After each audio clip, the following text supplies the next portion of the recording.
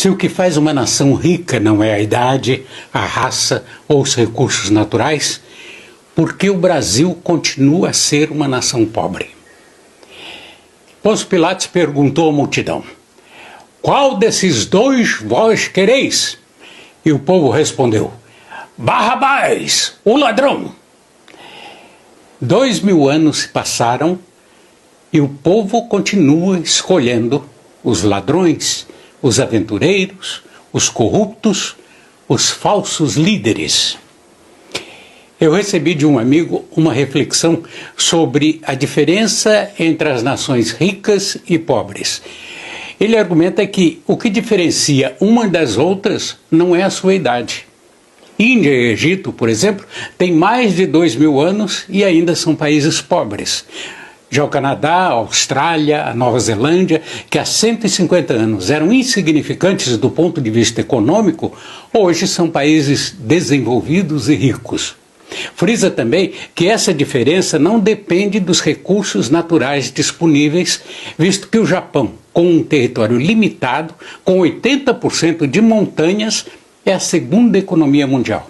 A Suíça, com um pequeno território e sem plantar cacau, é o melhor produtor de chocolates do mundo, além de fabricar os melhores produtos leiteiros.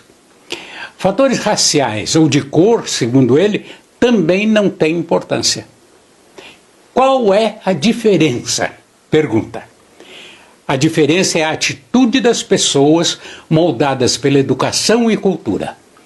Quando se analisa o comportamento das pessoas dos países ricos, se observa o respeito aos seguintes princípios de vida: ética, integridade, responsabilidade, respeito pelas leis e aos direitos dos outros, amor ao trabalho, esforço para poupar e investir, produtividade, pontualidade e orgulho de cumprir com seu dever. Em países pobres, uma pequena minoria segue esses princípios básicos em sua vida. Estamos neste estado socioeconômico precário porque queremos levar vantagem sobre tudo e todos e também porque sempre raciocinamos assim: não é problema meu. Somos pobres porque nos falta atitude, falta vontade de seguir e ensinar esses princípios. E ele encerra a reflexão dizendo que deveríamos ler mais e agir mais. Só então seremos capazes de mudar nosso estado precário. Há 2000 anos, Públio Marco Cévola, eleito cônsul na República Romana em 175 a.C., disse o seguinte: assisto com isenção de ânimo à decadência constante da minha pátria. Quando uma nação se torna corrupta e cínica, preferindo o governo dos homens e não o governo da lei, aí é que começa a sua destruição. O homem nunca aprende com a história das nações que pereceram no passado. Segue o mesmo caminho em direção à morte. É de sua natureza, que é inerentemente má. Vamos pensar nos representantes do povo. Quem recebe os votos do povo? O homem virtuoso ou o homem mau, que é extravagante em suas promessas? Invariavelmente, o homem mau. Nem importa que o mal cumpra ou não cumpra as suas promessas. O povo não liga e nem tampouco se preocupa em lembrar-se delas. Basta saber que ele é mau e que os representa. As multidões estão mais à vontade num clima maligno do que num clima de bondade, que os constrange e decompõe, pois é contra a sua natureza.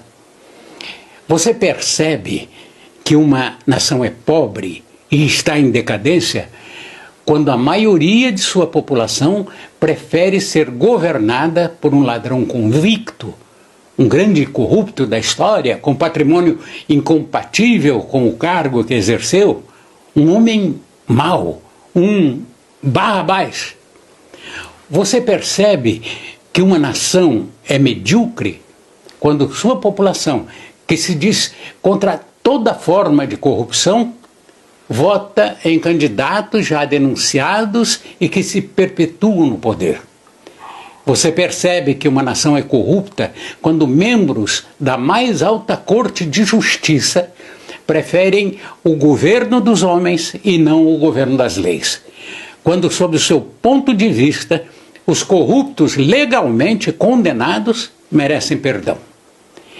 Você percebe que uma nação é pobre, medíocre, decadente e corrupta quando seus cidadãos não se fazem respeitar, não respeitam o próximo, não têm a mínima educação, querem levar vantagem em cima dos outros, não têm ética, integridade, responsabilidade e muito menos respeito às leis.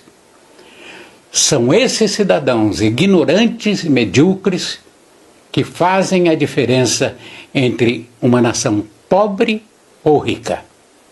O futuro jamais chegará a essa nação. Seus habitantes não deixam e não agem. Não é problema meu.